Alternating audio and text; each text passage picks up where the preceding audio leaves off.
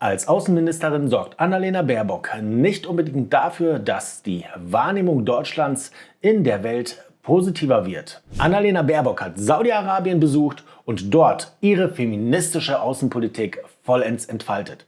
Dass das nicht ohne Probleme auskommen wird, ist uns allen klar. Aber dieses Mal hat die Außenministerin und ihr Beraterstab alles gegeben. Lasst es uns anschauen. Ich habe für dich einen Express.at-Bericht vorbereitet, den wir jetzt gemeinsam einmal durchgehen. Es wird spannend, also dranbleiben. Nächster Eklat um Baerbock. Empfehlung eines Diplomatiekurses. Na, was wird sie wohl diesmal wieder gemacht haben? Wir tauchen ein. Ohne Eklat geht bei Annalena Baerbock anscheinend gar nichts. Zu Wochenbeginn hat die deutsche Außenministerin ihren saudi-arabischen Amtskollegen Faisal bin Farhan in Jeddah getroffen. Arabische Kommentatoren schütteln über ihr Auftreten den Kopf.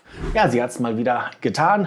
Egal, wo sie auftaucht, sie sorgt für Verwirrung und Unmut. Das sollte sich eine Außenministerin vorher gut überlegen. Es ist nicht wirklich förderlich, in der gesamten Welt negativ wahrgenommen zu werden. Die Auftritte der deutschen Außenministerin hinterlassen oft nachhaltige Eindrücke, allerdings keine positiven. Tja, als Außenministerin sollte sie es zu schätzen wissen, bei ihren Gastgebern einen guten Eindruck zu hinterlassen, zumindest diplomatisch korrekt und höflich. Leider schafft sie das nicht wirklich oft. Eigentlich eher viel zu selten. Erst kürzlich übte ein Prinz der königlichen Familie von Benin scharfe Kritik an Annalena Baerbocks Verhalten in Nigeria. Ich habe darüber ein Video gemacht, du solltest es dir unbedingt anschauen, es ist echt unglaublich. Du findest den Link in der Beschreibung oder am Videoende. Nicht minder vor den Kopf gestoßen über das Benehmen der deutschen Außenministerin, diesmal in Saudi-Arabien, ist ein Polit- und Wirtschaftsberater aus den Vereinigten Arabischen Emiraten. Während deutsche Medien die Umsetzung einer pragmatischen, feministischen Politik in Baerbocks Visite erkennen wollen, twittert er: Einige ausländische Beamte sind sich nicht bewusst, dass sie sich dilettantisch verhalten und grob klingen. Es scheint ihnen an einem grundlegenden Verständnis des Weltgeschehens und an grundlegenden diplomatischen Umgangsformen zu mangeln. So, was will er damit sagen? Er spricht natürlich ganz allgemein von ausländischen Beamten, meint damit aber die Vertreter der Politik und hier im Speziellen natürlich unsere Außenministerin Annalena Baerbock. Gemäß seiner Einschätzung fehlt ihr ein grundlegendes Verständnis des Weltgeschehens. Nun ja, wenn wir uns ihre Aussagen, die sie oft tätigt, und das muss nicht unbedingt über das Weltgeschehen sein, sich einmal ganz genau betrachtet, bekommt man schon mit, dass ihr einiges an Wissen fehlt. Diesen Mangel sollte sie als Außenministerin mit einem guten Beraterstab ausgleichen. Allerdings auch dort Fehlanzeige. Entweder hat sie keine guten Berater oder sie hört schlicht nicht auf sie. Und ihr sollen die grundlegenden diplomatischen Umgangsformen fehlen. Ja, das ist die Auswirkung der pragmatischen, feministischen Außenpolitik, was immer das auch sein soll. Das ist nicht wirklich die Grundlage für eine solide, ausgeglichene Außenpolitik. Dabei verfehlt sie das Klassenziel als Außenministerin vollkommen und zieht auch noch Deutschland in Mitleidenschaft. Das sollte nicht sein. Schauen wir uns jetzt an, was genau passiert ist. Baerbock kritisiert Aufnahme Syriens in die Arabische Liga. Die Wiederaufnahme Syriens in die Arabische Liga ist eine Sache innerhalb der Arabischen Liga. Es steht uns eigentlich nicht zu, dort Urteile zu treffen und dort einwirken zu wollen. Das sollten wir nicht tun. Ebrahim Hashem ist Howard-Absolvent, beherrscht 4 Sprachen, war früher für die OPEC tätig und arbeitet nun als Strategieberater verschiedener Organisationen in China.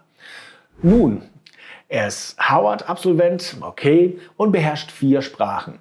Im Gegensatz dazu beherrscht unsere Außenministerin, wenn wir ehrlich sind, nicht einmal so richtig die deutsche Sprache. Das ist vollkommen okay, aber dann sehe ich doch davon ab, Außenministerin werden zu wollen. Dann mache ich etwas anderes. Für höchst unpassend hält er die Maßregelung Baerbocks in Saudi-Arabien. Es steht uns nicht zu, die gesamte Welt belehren zu wollen und der Welt zu erklären, was sie zu tun hat. Wir sollten uns darum kümmern, was bei uns schiefläuft. Und ja, es ist eine ganze Menge. Das sollte unsere Agenda sein. Darauf sollte unser Fokus liegen. Weiter im Text. Zunächst hatte die deutsche Außenministerin mit ihrer Kleidung für Verwunderung gesorgt. Unpassenderweise trug sie ein kurzes Kleid, das nur knapp über das Knie reichte. Das werteten einige als respektlos. Doch das war nicht das, woran Haschem Kritik übte. Okay, das ist eine Sache, die wir uns genauer anschauen sollten. Annalena Baerbock war in einem muslimischen Land mit einem eher, sagen wir mal, knappen Outfit unterwegs. Das mag man als verwerflich ansehen, weil sie deren Kultur nicht respektiert hat. Sie hat sich nicht gemäß ihrer Kultur gekleidet. Aber muss sie das? Wenn wir uns einmal anschauen, wie Vertreter aus der arabischen Welt in westlichen Ländern auftreten, dann halten die sich natürlich auch nicht an den Dresscode der westlichen Welt. Müssen sie auch nicht. Sie sollen ihre Kultur leben, sich so kleiden, wie es ihnen passt, ihnen gefällt und wie es ihre Tradition ist. Wir sollten uns wiederum auch da nicht einmischen. Allerdings sollte die arabische Welt dann auch akzeptieren, wenn westliche Politiker in der arabischen Welt in westlicher Kleidung auftreten. Das andere wiederum ist, wie knapp darf oder sollte ein Outfit einer Politikerin sein. Wenn ich zum Beispiel in einem Büro arbeite und der Dresscode sieht dort das Tragen eines Anzuges vor, dann halte ich mich daran und verhalte mich dementsprechend. Ich gehe dort nicht mit T-Shirt und kurzer Hose hin, auch wenn es brütend heiß ist. Und ich denke mal, dieses Augenmaß sollte man auch von einer Außenministerin verlangen. Das bedeutet, wenn ich eine Dienstreise mache, dann kleide ich mich entsprechend eines allgemeingültigen Dresscodes und verzichte dabei darauf, unnötig viel Haut zu zeigen. Das sollte sie wissen. Wenn wir auf Google eine Bildersuche machen mit dem Begriff Annalena Baerbock Bekleidung, bekommen wir durchaus einen Überblick darüber, dass sie es vermag, sich einem Anlass entsprechend zu kleiden. Denn oft tritt sie wirklich mit langen Kleidern auf oder mit Hosen. Könnte es also sein, dass sie dort mit ihrem Outfit die feministische Außenpolitik unterstreichen und den Gastgeber provozieren wollte? Wir wissen es nicht. Die Vermutung liegt aber nahe. Weiter im Text. Es ist vielmehr Baerbocks Tadel der Arabischen Liga. Diese hat nach mehreren Jahren Unterbrechung wieder Syrien in ihren Reihen aufgenommen und Präsident Bashar al-Assad bei einem Treffen begrüßt. Das passiert auch der deutschen Außenministerin ganz und gar nicht. Medien in Deutschland taten so, als wäre Baerbocks Kritik und Auftreten pragmatisch gewesen. So ungeheuerlich ist anscheinend die Entscheidung der Arabischen Liga. Die Tagesschau meinte etwa, das Vorgehen der Arabischen Liga bringe Baerbock an ihre Grenzen.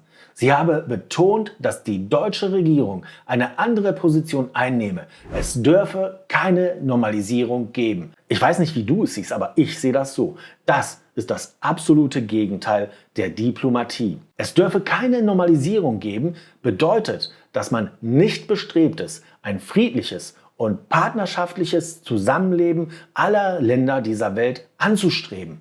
Das ist Wahnsinn. Wie kann man als Diplomat so etwas sagen? Es darf keine Normalisierung geben. Es muss eine Normalisierung geben. Es muss darauf hingearbeitet werden, dass alle Länder dieser Welt zusammenfinden und friedlich nebeneinander existieren können, ohne dass es Probleme gibt, ohne dass es immer wieder Konflikte und Kriege gibt. Das sollte das oberste Ziel von Diplomatie sein. Das sollte unsere Außenministerin vertreten, das sollte sie leben. Und es ist bedauerlich, dass sie das nicht tut. Haschem sieht Einmischung in innere Angelegenheiten. Das sehe ich auch so. Wir sollten, wie bereits gesagt, erstmal vor unserer eigenen Haustür kehren. Dort gibt es wahrlich genug zu tun. In den arabischen Staaten sieht man das gänzlich anders. Es ist schlicht und einfach eine innere Angelegenheit oder, wie Ebrahim Haschem schreibt, die Rückkehr Syriens auf seinen Platz in der Arabischen Liga ist in erster Linie eine arabische Angelegenheit. Ausländer können sich beschweren und protestieren, so viel sie wollen. Die Araber schenken ihnen keine Beachtung mehr. Die Zeit, als ausländische Beamte die Araber herablassend behandelt haben, sind vorbei. Die Welt befindet sich nicht mehr in den frühen 1990er Jahren oder gar in den frühen 20er Jahren. Ja, wir haben in den letzten Jahrzehnten, besonders in der arabischen Welt, für sehr viele Probleme gesorgt. Die Amerikaner voran, aber auch die gesamte westliche Welt hat versucht, dort mit der Brechstange und nicht nur die westlichen Interessen zu vertreten und unsere westliche Lebensweise ihnen aufzudrücken. Sie wollen es nicht, sie emanzipieren sich und sie schenken uns keine Beachtung mehr. Wir sollten mit unserer Diplomatie versuchen, dort auf einer partnerschaftlichen Ebene in Augenhöhe zusammenzuarbeiten. Das, was unsere Außenministerin macht, ist also nicht richtig. Für die Zurückhaltung der Araber gäbe es gute Gründe. Man höre vor allem nicht auf Ausländer, die in den letzten Jahrzehnten eine zerstörerische Rolle in der arabischen Welt gespielt haben. Ja, das stimmt. Wenn wir uns die Kriege, die in den letzten Jahrzehnten dort stattgefunden haben, anschaut, dann war der Westen sehr häufig mit involviert und hat gezündelt. Wir sollten uns dort etwas mehr zurücknehmen und sollten eine Diplomatie fahren, die auf Versöhnung aus ist. Wenn man Interesse an Beziehungen habe und eine Win-Win-Strategie verfolge, solle man lieber die eigenen Interessen mit denen der Region in Einklang bringen. Ja, genau das ist richtig. Diplomatie auf Augenhöhe und nicht mit der Brechstange oder mit Geld. Damit löst man keine Probleme. Fazit: Arabische Beamte sind viel kultivierter und gebildeter als viele ihrer ausländischen Kollegen. Vielleicht sollten arabische Beamte ihnen anbieten, sie in der Kunst der Diplomatie und im Weltgeschehen zu schulen. Und das ist auch schon die Kernaussage. Er bietet nichts anderes als unserer Außenministerin eine Schulung in Diplomatie.